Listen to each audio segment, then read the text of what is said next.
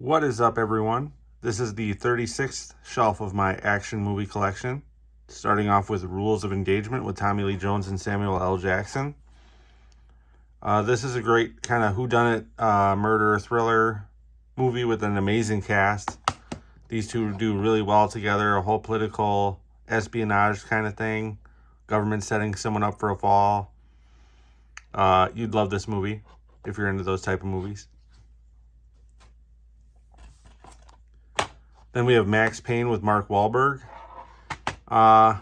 It was okay. It wasn't the greatest.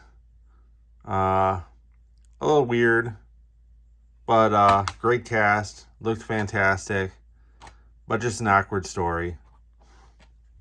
I know it's based off a video game. Then there's Chain Reaction, an absolutely phenomenal movie with these two. Keanu Reeves in a big, huge conspiracy government cover-up movie. Amazing cast, amazing story. 100% worth watching.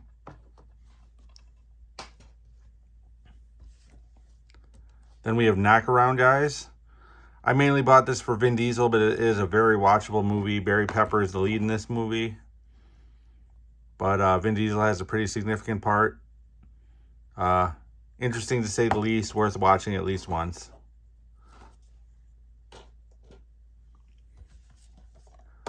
Then we have Conair, which is a Nicolas Cage classic. Great cast, amazing action. Simon West does an amazing job directing this movie. John Malkovich, probably one of the best movie villains ever in this movie for an action movie. John Cusack did amazing as well. 100% worth checking out.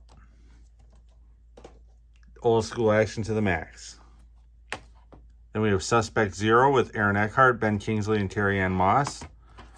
Very interesting movie. I saw it in the theater way back when.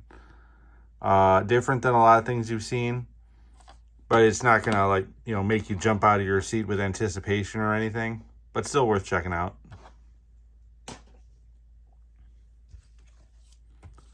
Then we have War with Jet Li and Jason Statham. Can't go wrong with these two. Unfortunately, this movie is only average, but if you're a fan of these two, it's worth checking out. But only average.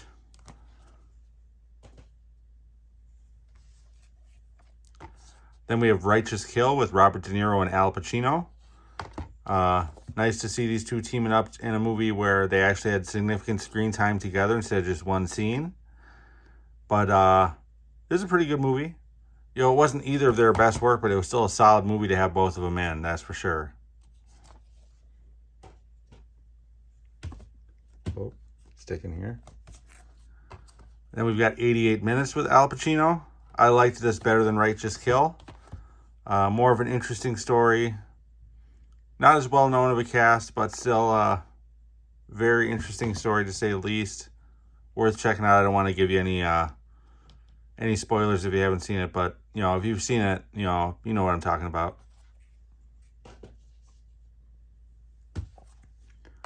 Then we have Driven with Sylvester Stallone.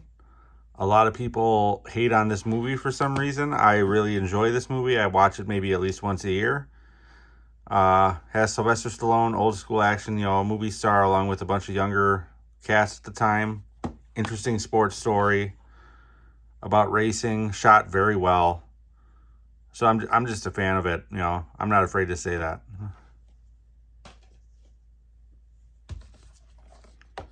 Then we have Daylight with Sylvester Stallone, which is probably one of my favorite Sylvester Stallone action movies, along with Demolition Man.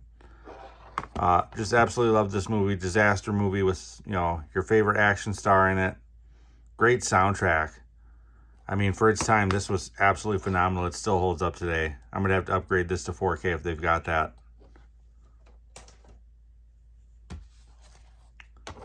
Then we have Flight of the Phoenix with Dennis Quaid. Amazing story. I know this is a remake of the original. I'll have to find the original somewhere so I can watch that. Comment down below if you've seen the original, if it's worth checking out. But I was an absolutely huge fan of this movie.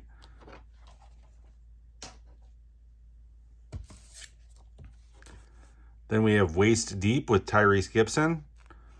It's an okay movie. It's not fantastic. Tyrese Gibson's not really good enough, in my opinion, to carry a movie on his own. Megan Good did pretty good in this movie. So did The Game. But it's just one of those gangster, want to get out of the life type of action movies where they kidnap his son, so he's got to go get him back.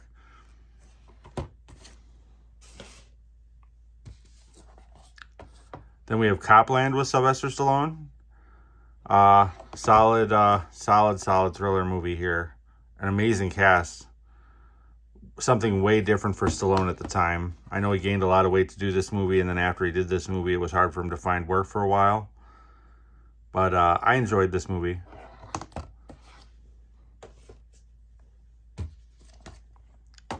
Then we have The Long Kiss Goodnight.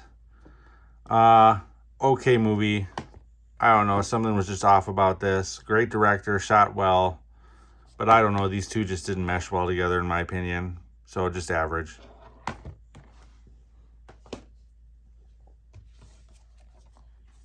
Then we have Hancock with Will Smith and Charlize Theron. It was a pretty good take on a superhero movie. I love Jason Bateman being in here. He had an amazing part. Very interesting. I like that it was different than all the Marvel movies. It was kind of making fun of Marvel in a way.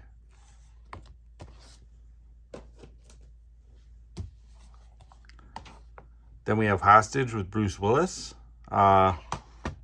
This was the beginning of his going to DVD movies. This was still in the theater, but like a couple of years after this was when he started to kind of dabble into straight to DVD movies. It was low budget, but it was still interesting to watch.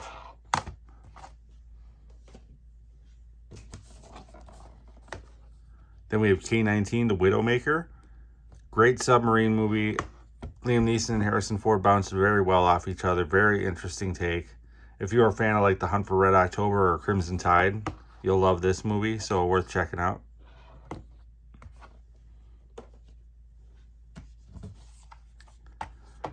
Then we have Taking Lives with Angelina Jolie and Ethan Hawke. You want to talk about a murder thriller movie? This one's for you. It's got a lot of twists in it. Definitely keep you interested through the entire movie. And if you're a fan of Angelina Jolie, you'll love this movie as well.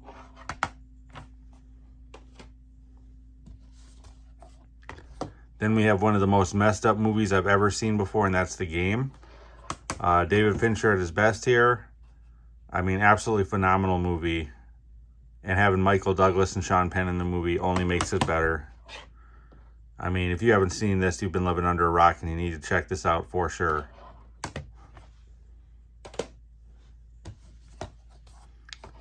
Then we have The Hunt for Red October.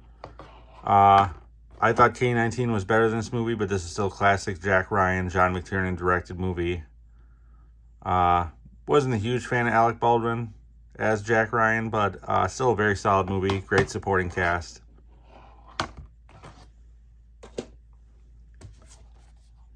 Then we have Patriot Games, which is probably the best of this Jack Ryan trilogy that they made with Harrison Ford. A lot of action. Sean Bean, great villain. Still an amazing cast. Great director again, Philip Noyce. Comment down below on what your favorite movie of this trilogy was. Then lastly, we have Clear and Present Danger, which is the last one of that trilogy. Okay movie. Better than Hunt for Red October, in my opinion. They got Philip Noyce to come back and direct it, but still nowhere near as good as Patriot Games. But worth checking out for sure if you're a Jack Ryan fan. But that will do it for this shelf. If you like content like this, please like and subscribe. Your support is much appreciated. I'm also over on Letterboxd. The link to that is over in the profile description of this channel. Otherwise, until next time, have a good one, guys.